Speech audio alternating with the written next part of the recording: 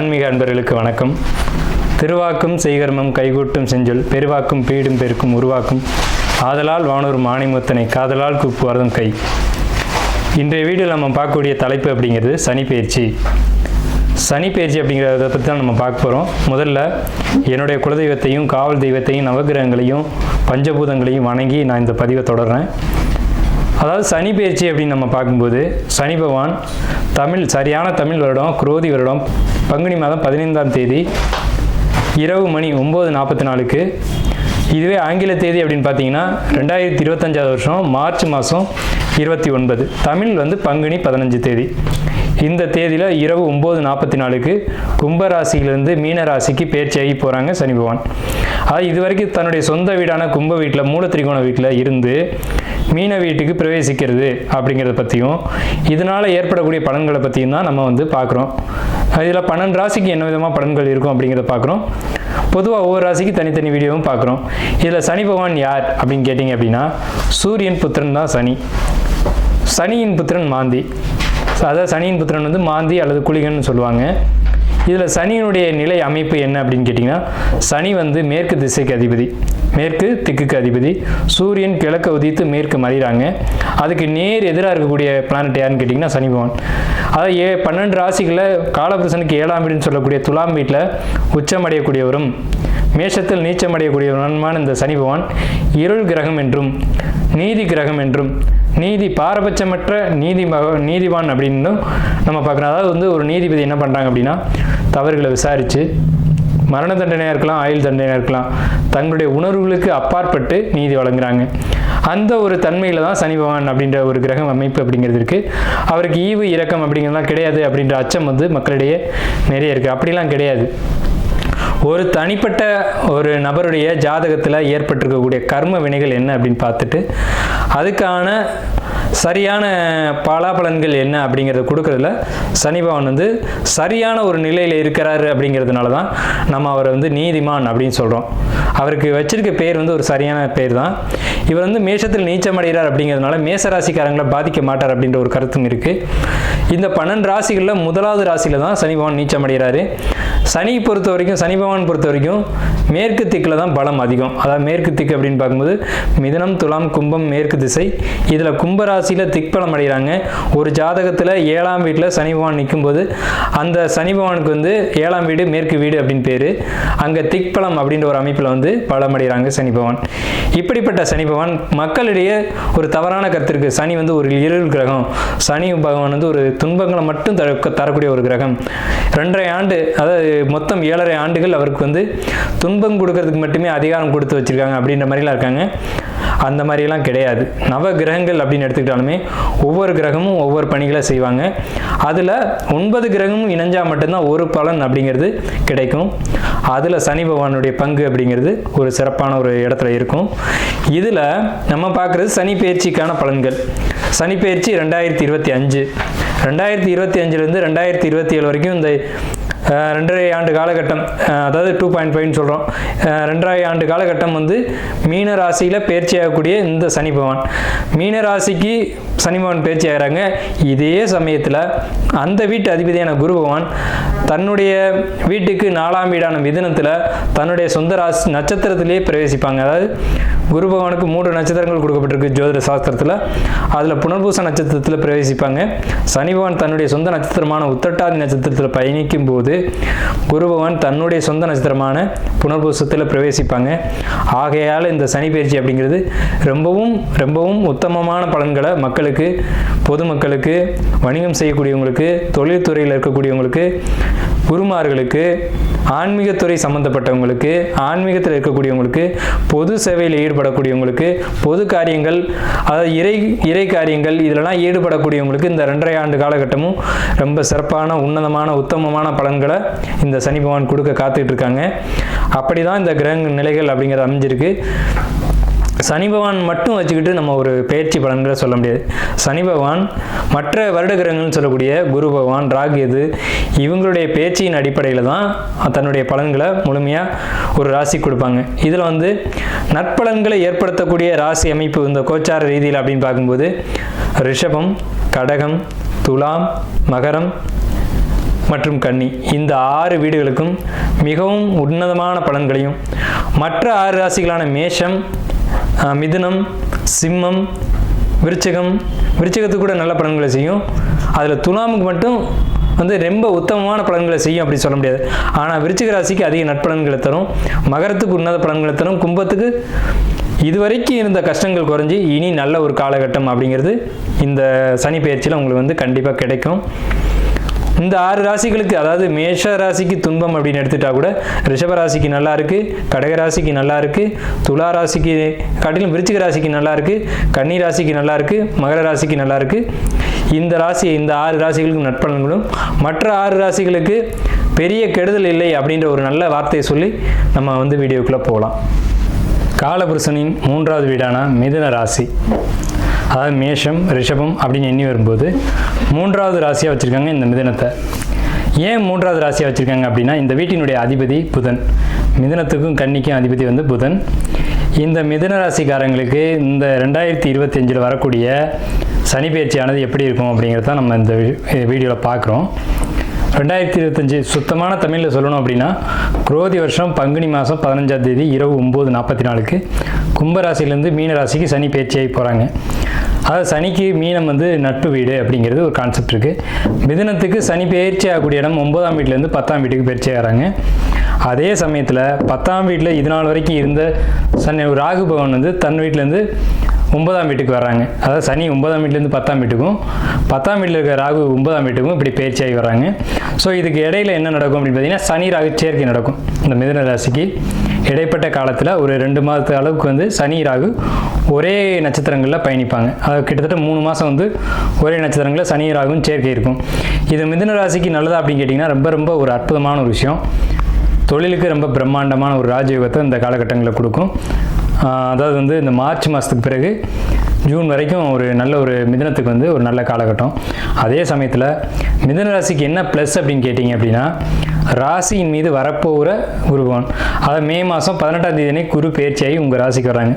அது ஜென்ம குரு அப்படின்னு பேர். ஜென்ம குரு வனவாசம் அப்படின்லாம் பஞ்சாங்கத்தை கொடுத்துருப்பாங்க. அதை நினச்சி நீங்கள் பயப்பட வேணாம்.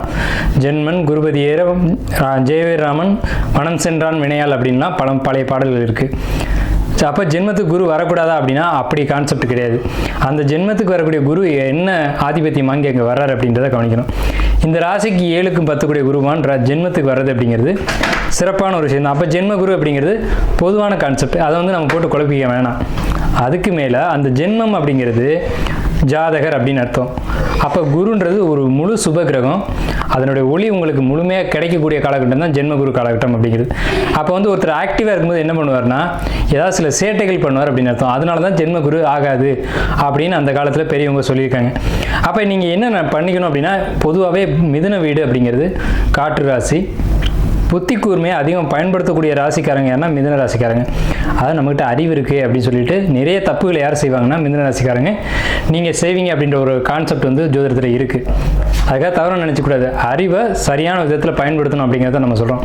பொதுவாக காமெடி, கலைத்துறை, அதே மாதிரி பேச்சு சம்மந்தப்பட்ட, வாக்கு சம்மந்தப்பட்ட தொழிலில் இருக்கக்கூடியவங்க, அறிவு சம்மந்தப்பட்ட துறையில் இருக்கக்கூடியவங்க, ஆடிட்டிங் தொழிலில் இருக்கக்கூடியவங்க, கணக்கு வழக்கில் இருக்கக்கூடியவங்களாம் மிதுன ராசி அல்லது கன்னி ராசிக்காரங்க தொடர்பு இங்கே அதிகமாக இருக்கும். புதன் சம்மந்தப்பட்டால் தான் இந்த துறைகள்லாம் கனெக்ட் ஆகும். ஜோதிடர்களாக இருக்கட்டும், ஒரு வழக்கறிஞர்களாக இருக்கட்டும், அறிவை பயன்படுத்தக்கூடியவங்க, கணக்கு வழக்கு எழுதுறவங்க, இவங்க தான் அதிகபட்சம் மிதுன ராசியில் கனெக்ட் ஆவாங்க. கணிதத்தில் கை தேர்ந்தவங்களாக இருப்பாங்க, பிறரை மகிழ்விக்கிறதுல பெரிய கலை தேர்ந்தவங்களாக இருப்பாங்க. பெரிய பெரிய காமெடி ஆக்டர்ஸ் எல்லாம் பார்த்தீங்கன்னா மிதுன ராசி, மிதுன லக்னம் அல்லது மிதுனத்தில் அவங்களுடைய லக்னாதிபதி நிற்கிறது, இந்த மாதிரி போன்ற அமைப்புகள் அதிகமாக இருக்கும். அப்போ மிதுனம்னு சொன்னாலே அறிவை பயன்படுத்தக்கூடியவங்க அப்படின்னு அர்த்தம். ஸோ அப்படிப்பட்ட உங்களுடைய ராசியில் முழு ஒளியும் குரு பகவான் கொடுக்கறது அப்படிங்கிறது பெரிய விசேஷமான ஒரு காலகட்டம் தான். இதில் எந்த ஒரு லாஸும் உங்களுக்கு கிடையாது. ஃபஸ்ட்டு ஜென்ம குரு அப்படின்றதுக்கு நம்ம விளக்கம் கொடுத்துட்டோம். ரெண்டாவது விஷயம், உங்கள் ராசிக்கு 4ஆம் இடத்துல இது நாள் வரைக்கும் இந்த கேது பகவான் உங்கள் ராசிக்கு 3ஆம் இடத்துக்கு மே 14ஆம் தேதி பயிற்சியாகி வர்றாங்க. அதே சேம் டைமில் உங்களுக்கு ராகு பகவான் உங்கள் ராசிக்கு 9ஆம் இடத்துக்கு பயிற்சி ஆயிடுவாங்க. சனி 10ஆம் இடத்துல இருக்கும்போது சனி உங்கள் லக்னத்துக்கு 8க்கும் 9 உடையவங்க, 9 கூடையவன் 10க்கு தொடர்பு கொண்டாலே அதுக்கு பேர் தர்ம கர்மாதிபதி யோகம்னு பேர். உங்களுக்கு கிட்டத்தட்ட இந்த சனி பயிற்சி 2.5 வருஷ காலகட்டமும் தர்ம கர்மாதிபதி யோகம் அப்படின்ற ஒரு யோக அமைப்பில் தான் உங்களுக்கு இந்த சனி பயிற்சி அமையுது. அப்போ 2 வருஷமும் உங்களுக்கு தொழிலுக்கு அற்புதமான யோகமான காலகட்டம் இந்த மிதுன ராசிக்காரங்களுக்கு மட்டும். மிதுனராசி அல்லது மிதுன லக்னத்துக்கு இதுக்கு வந்து 50% மேலே இந்த அமைப்பு வந்து உங்களுக்கு வேலை செய்யும். இந்த தர்ம கர்மாதிபதி யோகம் அப்படிங்கிறது வேலை செய்யும். தர்ம கர்மாதிபதி யோகம் அப்படின்னாலே தொழிலுக்கு முன்னேற்றத்தை கொடுக்கும் அப்படின்றது தான் அதோடைய கான்செப்ட். ஸோ இது ஒரு விஷயம். ரெண்டாவது பார்த்தீங்கன்னா குரு பகவானுடைய பயிற்சி எப்படி இருக்கும் அப்படின்னு கேட்டிங்கன்னா, உங்கள் லக்னத்துக்கு 7, 10 கூடியவர் அப்படிங்கிறனால 7ஆம் இடத்தை குரு பார்த்து, 5ஆம் இடத்தை குரு பார்த்து, 9ஆம் இடத்தை ஏக காலத்தில் இந்த மாதிரி குரு பார்க்குறது அப்படிங்கிறது மிகப்பெரிய விசேஷம். இது எப்போ நடக்குதுன்னு பார்த்தீங்கன்னா மே மாதம் 18ஆம் தேதிக்கு மேலே. அப்போ குழந்தை இல்லைன்னு சொல்லக்கூடியவங்களுக்கு குழந்தை, திருமணம் ஆகலைன்னு சொல்லக்கூடியவங்களுக்கு திருமணம், அதே மாதிரி தந்தை ஆக முடியல அப்படின்னு சொல்லக்கூடியது தான் குழந்தை.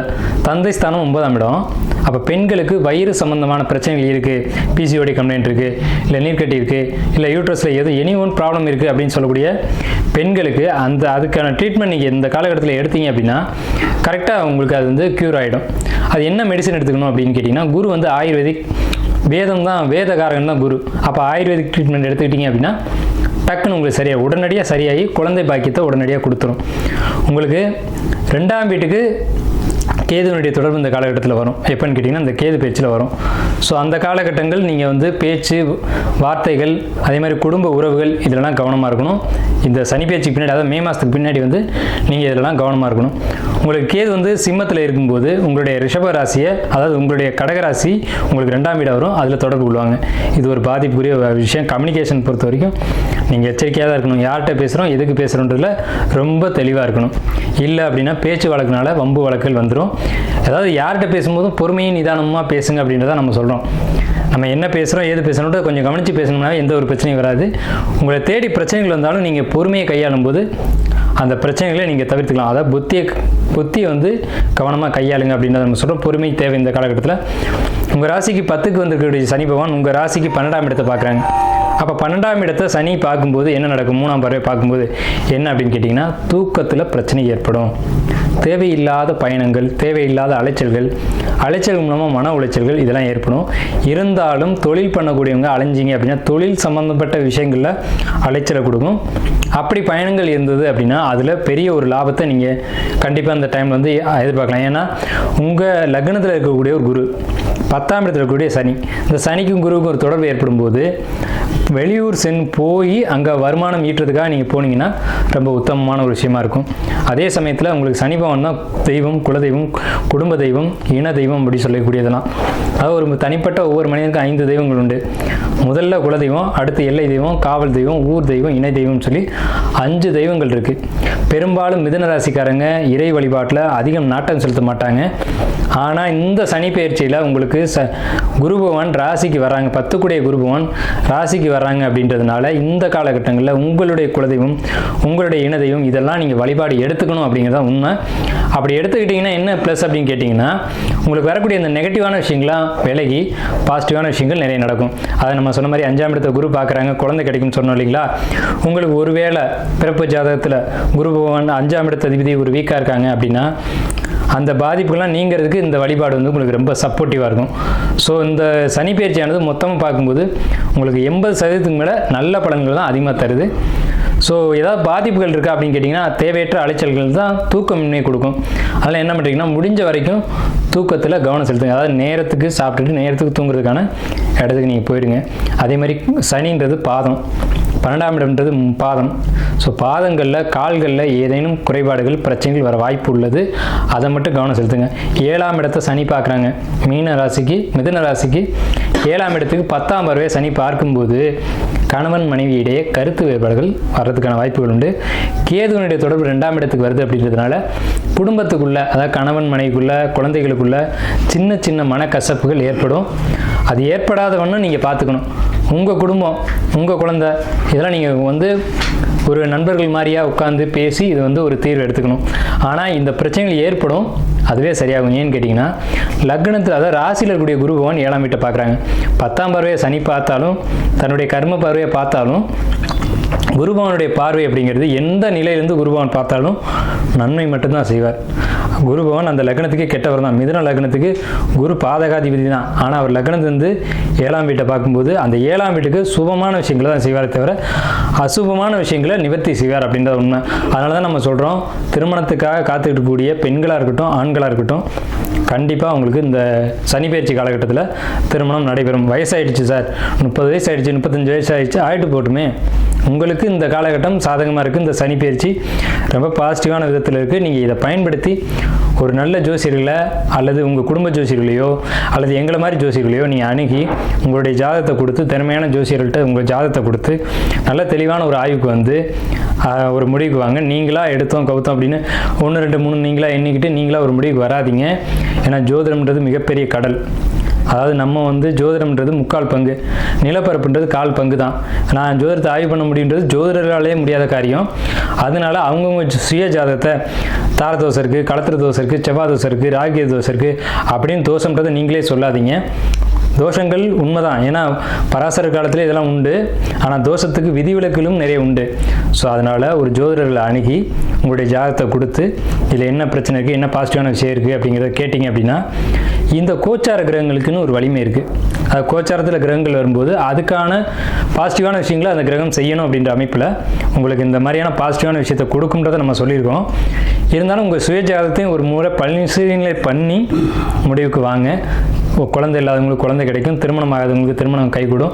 அதே மாதிரி லவ் எனக்கு செட் ஆகலை சார், அதான் பிரச்சனை எனக்கு அப்படின்னு சொன்னீங்கன்னா, உங்களுக்கு இந்த காலகட்டத்தில் 5ஆம் இடத்தை குரு பார்க்கறதுனால நல்ல, அதாவது உண்மையான காதல், உண்மையான காதலர்கள் யாரோ அவங்கள அடையாளம் காட்டி உங்களுக்கான வாழ்க்கை துணையை இந்த காலகட்டத்தில் அடையாளம் காட்டும் அப்படிங்கிறதான் உண்மை. அதே நேரத்தில் கேதுவனுடைய 11ஆம் பார்வை உங்கள் ராசிக்கு 2ஆம் இடத்தை பார்க்குறதுன்றதுனால தவறான நபர்கள் உங்கள் வாழ்க்கையில் இது வரைக்கும் கிராஸ் பண்ணியிருந்தாங்க அப்படின்னா அவங்க உங்களை விட்டு விலகி போயிடுவாங்க அப்படின்றது இந்த சனி பயிற்சியினுடைய ஒரு அமைப்பு. ஸோ இந்த சனி பயிற்சி எல்லா விதத்திலும் உங்களுக்கு வந்து 80% மேலே நல்ல பலன்கள் தான் நிறைவாக சொல்லியிருக்கு. ஸோ நம்ம வந்து ஒவ்வொரு பாவக ரீதியாக இப்போ வந்து சனி பயிற்சியை கம்ப்ளீட்டாக பார்த்துருக்கோம். மேக்ஸிமம் வந்து உங்களுக்கு நல்ல பலன்கள் தான் நிறைய இருக்குது. குறிப்பாக வந்து ஜென்ம குரு அப்படின்றது தான் முக்கியமான ஒரு விஷயம்.